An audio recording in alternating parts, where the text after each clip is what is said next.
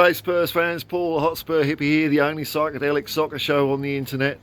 The match has just literally ended, and you know what? I don't think I've been this happy after a 4-1 defeat. I think, we can be very proud of that performance. Usually I'm inconsolable when we lose. I hate it, but I don't know, man. I'm going to be interested to see what Ange Postecoglou says after that game. I remember someone a few months ago asked me in a comment if Spurs went down to 9 men. It was after the Liverpool game. That was it. Would Ange change his tactics? And I think we've got our answer. No, we were still going for it. Gave us plenty to cheer about. Anyway, let's go through the match. You know, it's the first defeat. Obviously, I would like to have won. First 15 minutes, seen Brennan Johnson starting. It wasn't on long, thanks Romero. Seeing Brennan Johnson on from the start was great. I think he really added something up front, so that's something exciting for the future. I thought the first 15 minutes we were great. Chelsea barely looked in the game. It was a really nice first goal, and I thought, here we go, we're on a roll here. And then, I don't know, what happened, man? I still can't process that game. It was just bonkers, it was chaos. So Romero, there was a couple of, look, before I get into each little thing, I've got to say, like, the decisions for goals allowed or disallowed or red cards, I can't complain. At best maybe some were marginal, but these things happen in a game, and it's how you deal with them that matters. So when it all started going bonkers near the end of the first, I can't believe I'm laughing. We just lost 4-1, you bloody idiot. Romero, look, just before he gets sent off, he did do a little David Beckham kind of, hang on, I've got smudge on my lens, here we go. I'm not going to start again because I'm on a roll here. Did a bit of a David Beckham lash out. So some refs would have given that as a red, some not. He got away with that one. And then 5 minutes later, the poor fella, when he went in for the tackle, he got the ball, he followed through. It was a bit, sometimes you might get away with that, but he didn't. So down to 10 men, Spurs go marching on, and then towards the end and then Chelsea equalised. Then towards the end of the first half, that what's this? Chelsea player's name, Colwell. He lost his head, man. He completely lost his head. In fact, a lot of Chelsea players started losing their heads. I thought, you know what? If they get a red card here, we might just get something out of this. But anyway, the half ended. So as soon as Romero was sent off, Ange had a bit of a shuffle round. He brought off Brennan Johnson, so not a long display, but there's a lot to be excited about in what we saw from Johnson today. Brought him off and brought on Eric Dyer, wasn't it? And Eric Dyer did all right, didn't he, Eric? He nearly scored a goal, bless him. Yeah, he did all right, man. Anyway, second half, I was thinking if Poch doesn't bring off Colwell at half-time, he's made a big mistake. But, Poch has got his head screwed on. He did take Colwell off because I thought that guy's rearing up for a red card if he stays on. And, I liked the way when Colwell had a little ding-dong with Sarr, there was bloody Emerson, there was Basuma sticking up for Pape. You don't do that to one of our players, mate. And it was good team spirit, man. Anyway, start of the second half. What happened there? Bloody hell, we came back on. This is so much to take in. I can't believe I'm laughing. We got our arse kicked. We lost 4-1. Why am I smiling?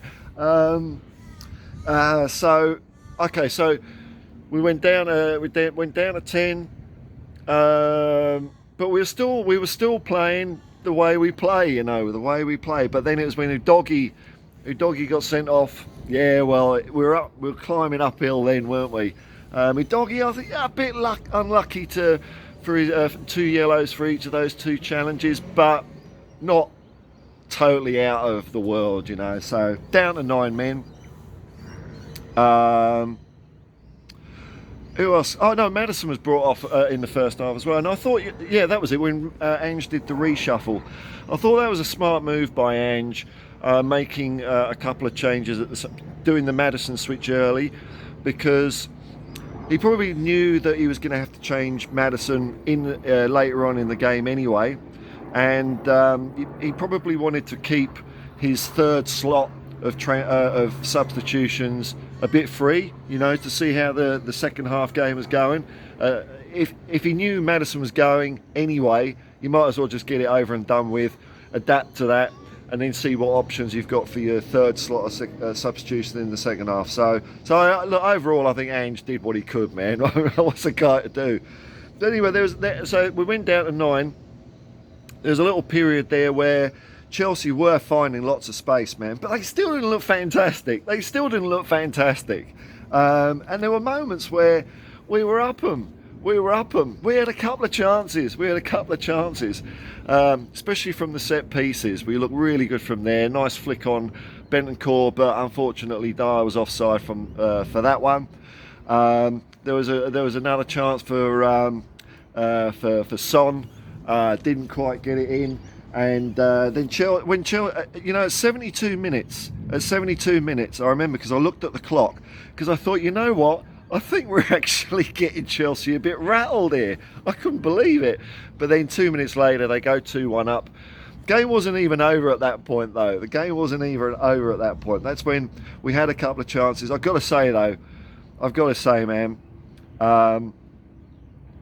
what really lifted me was Vicario in goal. He's our man of the match. I don't know. It could be anyone else. Vicario, man, almost got a hand. Well, no, he did get a hand to the penalty. A good solid reaction hand. He wasn't just going 50-50, tossing a coin. I'm going to dive to my left. It was a good attempt onto the sidebar and just ins. And then there was a number of times where Chelsea had like 1-on-1 situation, 2-on-1.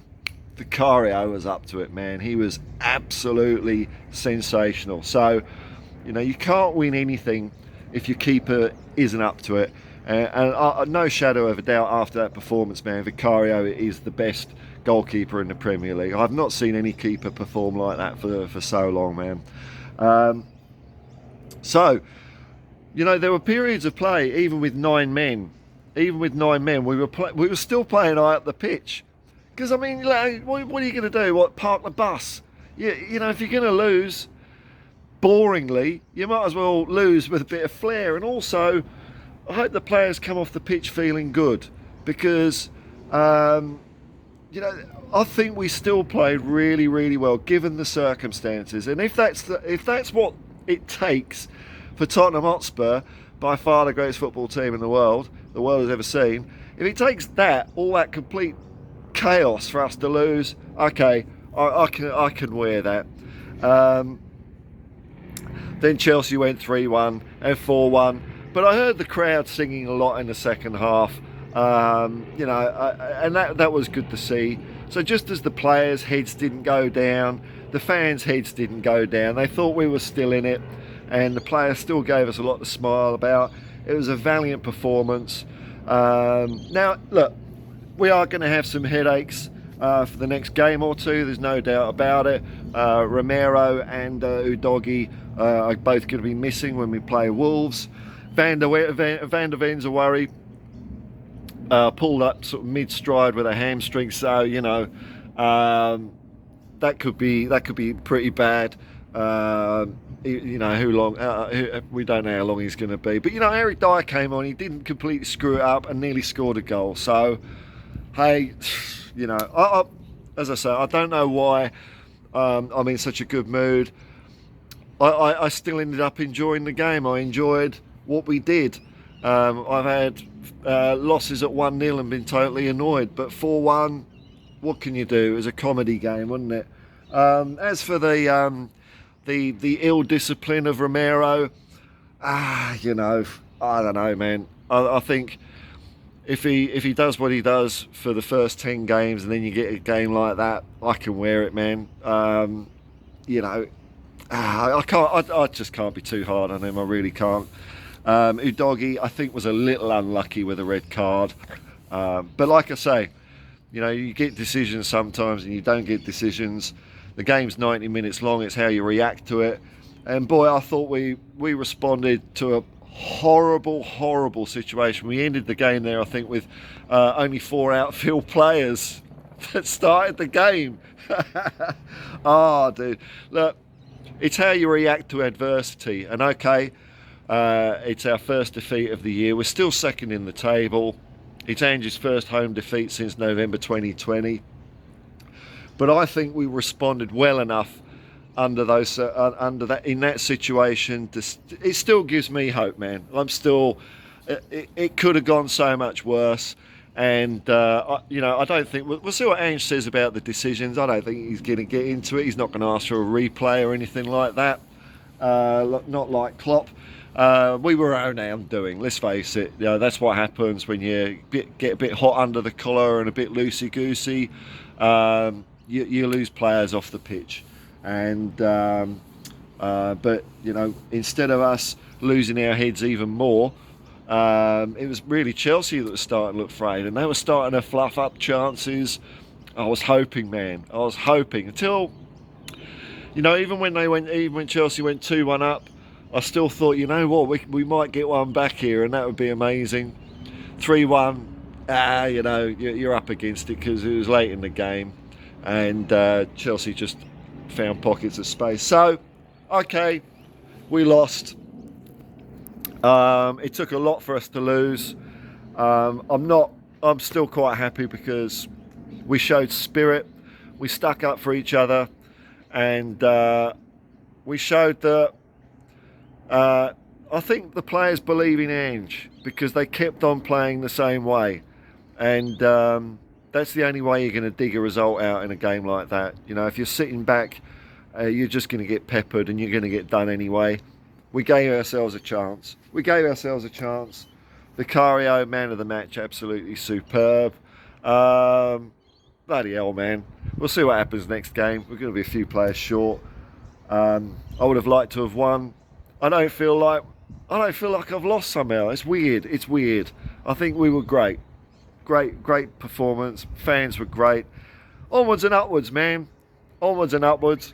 We'll go again next week. I'm sure that there's no reason for the boys to feel down about that and feel downhearted after the loss.